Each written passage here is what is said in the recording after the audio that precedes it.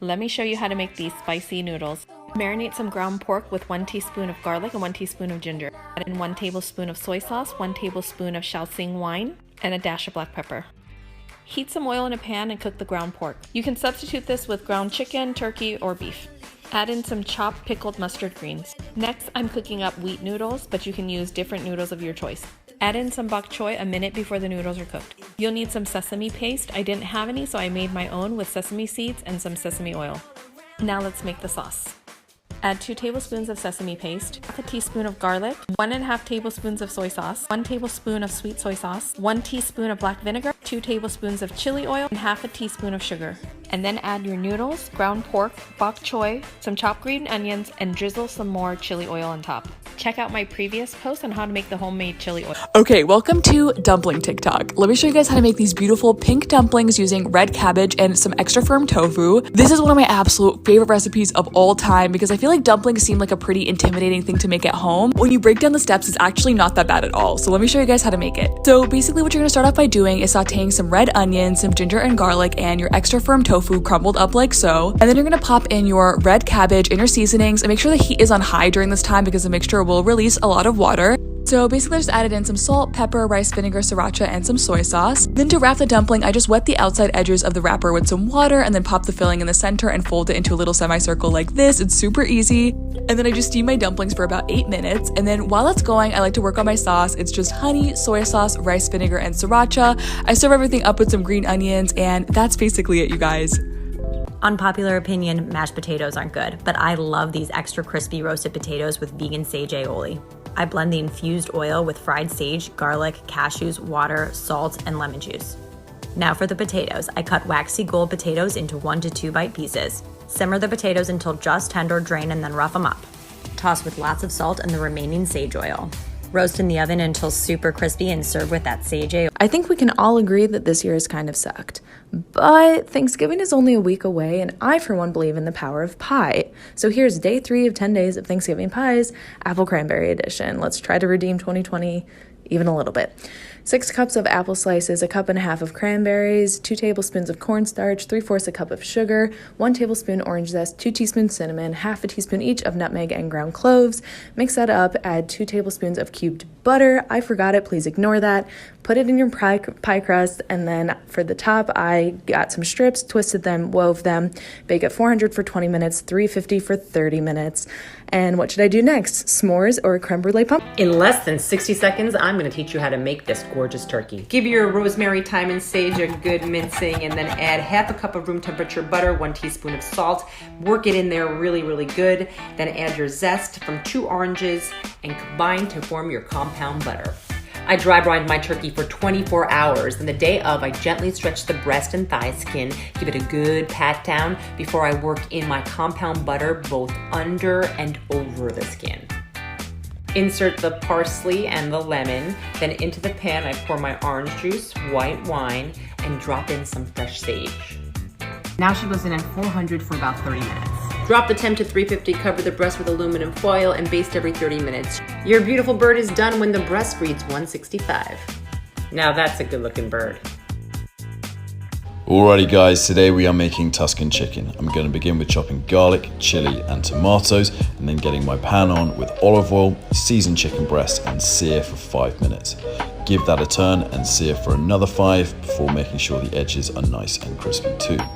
Then put the chicken to the side for a minute, and in the same pan add butter, your garlic, chili and stir for 1 minute. Then in with your tomatoes and cook down till they're soft. Pinch of oregano and then on with your spinach. Steam that and then stir it in before adding a touch of water and your cream. Give it a good mix and then add tomato paste before putting your chicken back into the sauce. Then a little touch of Lea & Perrins and then your lid on and leave for 10 minutes. Then once the chicken is cooked through, it's time to serve.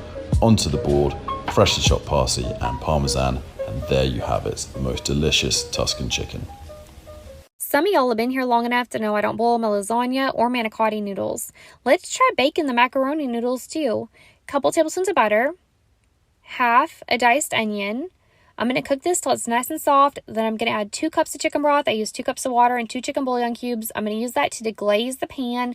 Then I'm going to season it with garlic salt, garlic pepper, 2 cups of milk, and 2 cups of dry macaroni noodles, cup of cheddar cheese, cup of Colby Jack cheese. I'm going to stir all this together until it's well blended and bake it in the oven at 350 for 20 minutes. After 20 minutes, I'm going to take it out, stir it again, and put it back in the oven 20 more minutes. I'm going to take it out, stir it again, top it with a cup of cheddar cheese, a cup of Colby Jack cheese, put it back in the oven till the top is nice and golden. Let's make crispy rice tuna. 2 cups rice, 2 cups water, boil and bring to a simmer, 2 tablespoons of rice wine vinegar, a bunch of salt, 2 tablespoons of sugar. Microwave for 30 seconds, add to rice, fold it in. Sashimi grade tuna, some mayo, sriracha, sesame oil, 1 avocado. Mold your rice into a ball. Add some avocado, top with tuna, top with some soy sauce, and enjoy. Yes, sir. What's good, everybody? Today I'm gonna show y'all how I do my funfetti dessert dip, also known as the Dunkaroo dip. This thing is super easy to make. Takes less than 3 minutes, y'all. And I guarantee you serve this with some animal cookies, it'll be gone before the party or whatever event you putting it out at is over. That's a fact. Look at that thing. Let's go, baby. First things first is get you 1 box of Funfetti cake mix and dump it in your bowl. You got your full box of Funfetti cake mix in your bowl. Go ahead and put 4 vanilla pudding cups in there. Now we're gonna go ahead and add 8 ounces of Cool Whip. Now go ahead and mix everything together. Ooh, yes, sir. It all fell in love now. Now we're gonna go ahead and get it out the mixing bowl and get it back in your Cool Whip bowl. Lid on it and stick it in the refrigerator to chill for about 2.5 hours. 2.5 hours, it's out the refrigerator, nice and cold, and it's ready. All right, look, no offense to turkey sandwiches, but this is the best thing to do with Thanksgiving leftovers. So you start off with leftover stuffing. This is actually stuffing mac and cheese. Yes, it's crazy. Yes, the recipe is on my profile. And get those patties sizzling in a pan with some butter and nestle some turkey right alongside it. You just want it all to get nice and brown and caramelized, just like that. Now get everyone out of the pan because you are gonna add some more butter and drop a couple eggs in. And normally you would make poached eggs for Eggs Benedict, but my time is precious. You're gonna stack it all up, and instead of hollandaise, you're gonna heat up some leftover gravy, pour that over, and then you just have like the most perfect bite of Thanksgiving you could ever imagine. Cheers. All right, y'all, today we making an appetizer from Kabuki called Firecracker. A little something to snack on. Start by cutting the onions, then you wanna cut the tomato, then you wanna cut some cilantro, and then cut up some green onions. Sriracha, mayo in, sesame oil, soy sauce in. Then you want to top it off with the ginger juice. Give it a good shake. Start cutting up the salmon. Make sure to chop that thing down. Onions in, tomato next, cilantro in. Then you want to pour a little sauce and give that thing a mix. Right now you can start cutting the egg roll wraps into squares. They're ready to get fried, so you can throw them in. Give it about 10 seconds, then give it a flip. By now they should be done, so you can take them out. Get to plating, make it look pretty, make it look presentable. Throw a little garnish on top, and this thing is done. This is a guideline to never fail a carbonara again. First rule, do not add or switch the ingredients. Tradition is tradition, and we don't fuck with that on my channel. So no peas, no garlic, no cream. Use guanciale, which is the cheek of the pig, and cut off the hard part on top, which is the pig skin. Cook the guanciale on low heat and remove it when crispy. Use less water for the pasta because it has to have a higher concentration of starch. Drain the pasta directly in the pan a few minutes before it's cooked. As you can see, a cream is already forming, and that's all thanks to the starch. Before adding the egg cream, which is made of 2 egg yolks per person and a lot of pecorino, turn off the heat of the pan. You must work the pasta intensely after adding the egg cream. The starch will combine everything and the egg won't have the time to cook. Add more pasta water if you want it creamier or more pecorino if too liquidy. Add some pepper and voila, Italy is served. This is the face of pure godimento. Ah, carbonara. Buon appetito! Add your buffalo sauce and this Greek yogurt and cream cheese mixture to your shredded chicken. Stir it all together until it looks something like this. Then peel, cut, and scoop out the inside of your cucumber and fill it with your buffalo chicken. And you have this delicious high protein. I'm gonna show you guys how I make the most delicious chicken salad. I eat it every day for lunch, so good, and then I douse it in Valentina sauce. And it's, oh my gosh, so good. And this is how I can eat all my yummy dinners. So what I do is I boil the chicken breasts, and then I chop up celery really small. I chop up carrots. Don't get the baby carrots, get the real carrots. They're so much better. And then a red onion, like a quarter of it, chop it small. The trick is with the chicken, boil for 3 minutes, lower it so it's juicy until it's done. Then I learned this from TikTok. I blend up the chicken breast while it's warm.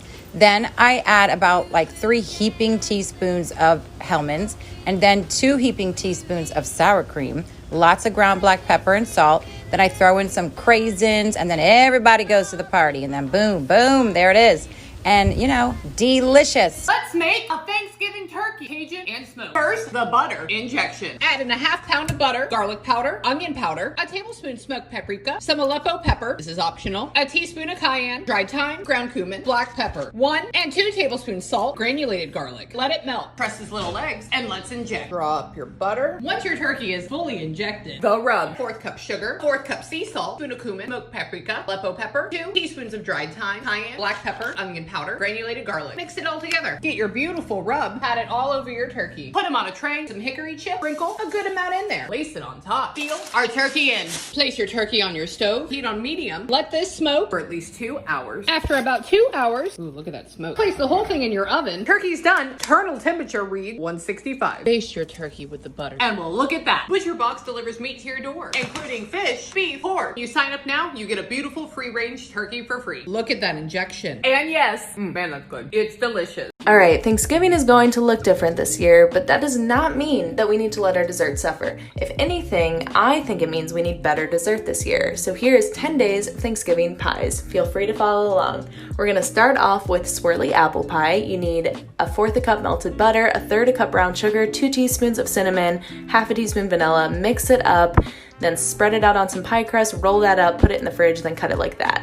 For your apple filling, you're gonna want 6 cups of apple slices with a tablespoon of lemon, mix it up, set it aside. In a large pot, you need 1.5 cups of sugar, 1/3 cup cornstarch, a teaspoon of cinnamon, teaspoon nutmeg, mix that up, add 3.5 cups of water, bring it to a boil, boil for 2 minutes, add your apples, bring it back to a boil, and then turn down the heat for 6 to 8, and then let it cool for 30. And then press down your cinnamon rolls, add your filling, and then the crumb topping is in the comments because I cannot add it, I ran out of time. But